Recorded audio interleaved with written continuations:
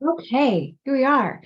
Um, we are back. Today is day 5 of Healthy for the Holidays series. For those of you who are following along, this should be up on YouTube and the Mighty Network group. If you're watching on Facebook, all kinds of places to watch the Healthy for the Holidays series. Reach out to me if you don't know where the rest of the videos are. They're pretty easy to find, but if for some reason you can't see the previous ones, just reach out to me, ElizaKingsford@gmail.com, and I will get you pointed in the right direction. Okay, we are on day 5.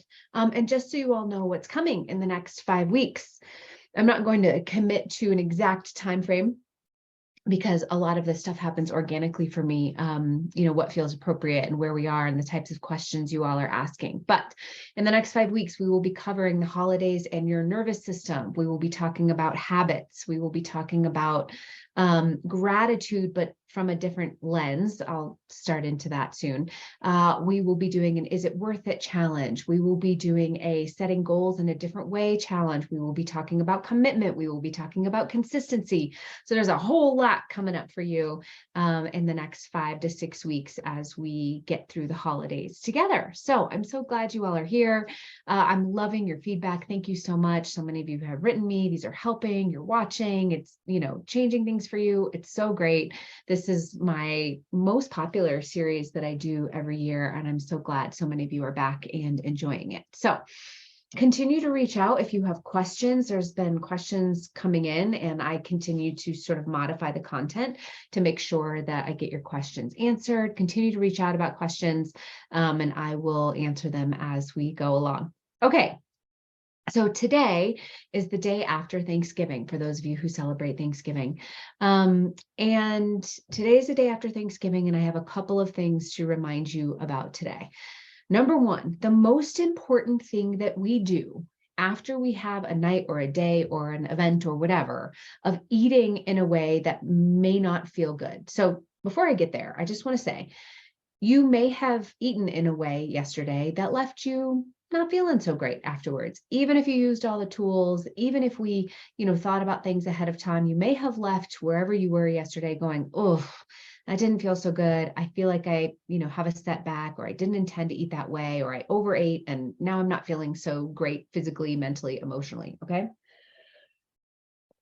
If that is the case, the most important thing you can do for yourself today is to go right back to the behaviors that make you feel empowered and confident.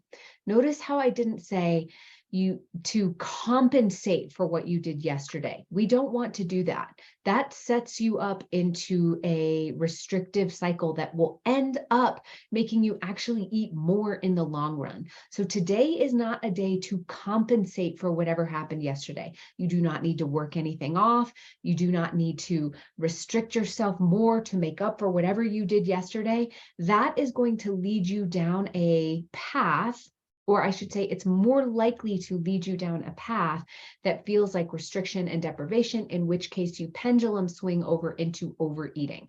That's when the pendulum starts to swing this way. We don't want the pendulum swinging at all. Okay. So if yesterday the pendulum swung over here and you ate more than you felt was good, or you left feeling uncomfortable or whatever, we don't want to swing the pendulum back this way by restriction or trying to compensate for what we did yesterday. We want to stop it right here in the middle. And what does that mean? It means you go back to behaviors that make you feel confident, empowered, strong in the long run. So you don't swing this way and compensate. You go right back to the middle. You go right back to any behaviors that make you feel empowered and confident. So, for me this morning, I went to the gym. I go to the gym most days, so I went to the gym, right? And today I am prioritizing my protein, which I always do. And I'm eating an appropriate number of calories for my body, which I always try and do. Okay. So we don't swing the pendulum by trying to compensate. Go back to the middle. That is going to be the thing that keeps you consistent in the long term. It's the swinging of the pendulum that ends up making you overeat in the long term. Okay. We can talk more about that concept in the coming days if you have questions about it. But my biggest piece of advice to you is, whatever you ate yesterday, it doesn't matter. It truly does not matter. And not only does it not matter, it's gone. It's done. Whatever you ate yesterday Feeling bad about it today is not going to change that fact. There is no amount of guilt or shame or frustration or irritation or putting yourself down or speaking to yourself negatively that is going to reduce the amount of energy that you took in yesterday. It is not a good strategy. So if you are stuck in guilt and shame and frustration and why did I do that? And I don't feel good. And I'm off my plan and I always do that. And the holiday seasons always start this thing for me. Stop. That negative flow of talk and negative flow of emotion is going to make you more likely to pendulum swing all season long. So today, your focus is solely on what happens today that will make you feel confident and aligned. Okay. Today is its own little box. Just today. Do not bring in what you did yesterday. Do not anticipate what you're going to do for the next month. Just today. What is the way of eating that's going to make you feel healthiest, most powerful, and most aligned? And do that today. What is the way of moving that is going to make you feel the healthiest, most powerful, and most aligned? And do that today in its own little box, not in anticipation of tomorrow, not in regret of yesterday, just today. Okay? And that's my biggest piece of advice to you today, what to do after Thanksgiving. All right. We get right back to what makes us feel good. One of you sent me a question about gratitude, and I want to touch on that quickly today before we move on for the end of the week, okay? And the question sounded something like this, because yesterday I offered the opportunity to let it go, that let yesterday be about family and friends and however you were spending your day, and intentionally move your thoughts to gratitude and the things in your life that you are grateful for. That, Thanksgiving is a perfect opportunity to practice doing that. And one of you wrote me and asked me a question about, how do I feel gratitude when I feel so bad about myself? Okay. And the answer might surprise you. I wrote her separately and answered to make sure she got what she needed. But the answer to all of you might surprise you. And this is, gratitude is not a result. So feeling grateful and feeling the choice to feel grateful for your life and the circumstances of your life and the situations in your life is not a result. It is a choice. And not only is it a choice, it is a practice. Okay. And I think this is the piece that people miss, is that it is a practice, just like a muscle.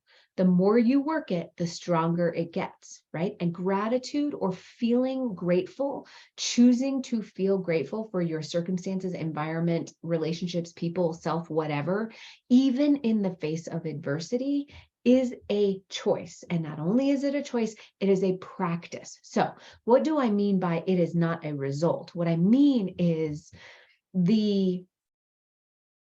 some people believe that once you have the things to be grateful for, then you can feel gratitude, right? Once I have the relationship, once I have the body, once I get the job, once I mend the situation, once I fix the problem, then I will have the capacity and the ability to feel gratitude.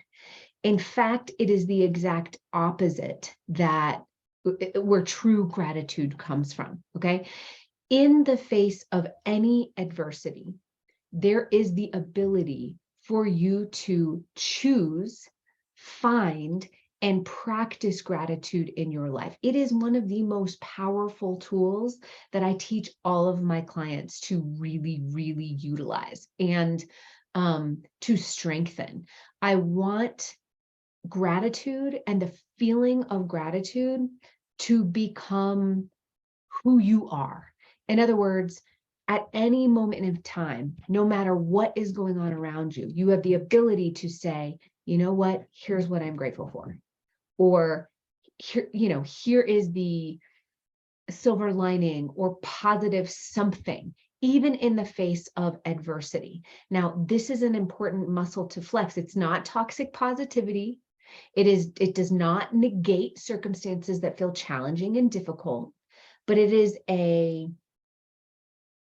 superpower with which you can build resilience, with which you can build compassion, with which you can build strength and the capacity, from a nervous system perspective, you can build capacity to deal with difficult situations by using gratitude and by using the ability to both hold challenging situations and beauty in life at the same time. That's what true gratitude is the ability to say, yep, this is a challenge. I can hold that. I recognize that.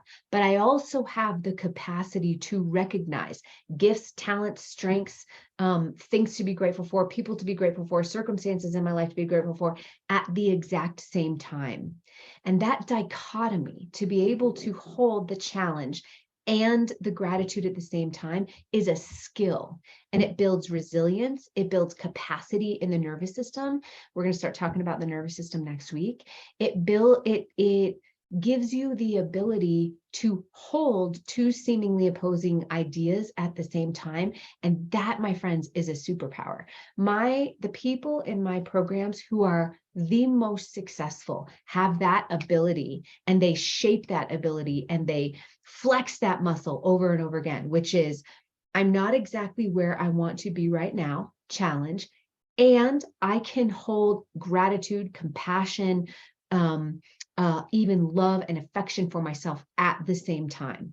And the more we build that muscle, the more this one gets stronger of like, yep, appreciation, ability to see myself in a different light. And this one gets weaker, like, well, this is a really difficult situation. So it holds less strength as we build the capacity for this one. So to answer her question, when she said, man, how do I see the gratitude when what I'm feeling is so much negative emotion? Well, a couple of things. It's a muscle we flex. You practice. And quite literally, I've had some clients start with, I'm grateful for this breath that I was just able to take. Quite literally. I mean, I'm talking, basic human functioning, right? This breath that I'm willing to take. The fact that my eyes opened this morning and I got out of bed. The fact that I slept in a bed at all, right? And we pull from those things, and that practice of feeling emotion for the things that we're grateful for, and the practice of finding and searching for things to be grateful for. And the more you practice that, the easier it comes and the more capacity we build. Okay. So gratitude is a muscle that we flex. It is a practice. It is not a result. And the more we do it, the stronger our capacity gets to find the things to be grateful for and to deal with the things that we have in our lives that are challenging. Okay. So I hope that was helpful for you. Happy Friday to you all.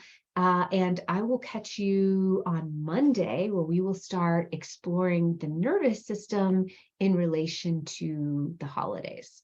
All right, everybody. We'll see you then.